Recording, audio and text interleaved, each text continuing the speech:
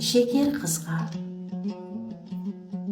толған айдың 15-індей нұрланып, нұрлы жүзді көріп бізде шырғадық.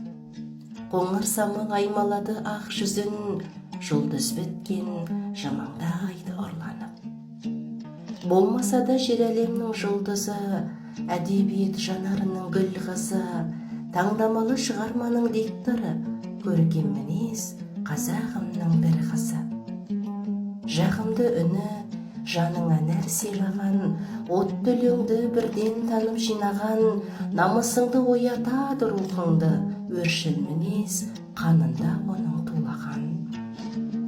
Гүл көктемнің жаңа ашылған бір гүлі, еркертістің жағасының бұлбұлы, туған күні 15-ші наурыз, жолығармыз дәм айдаса бір күні.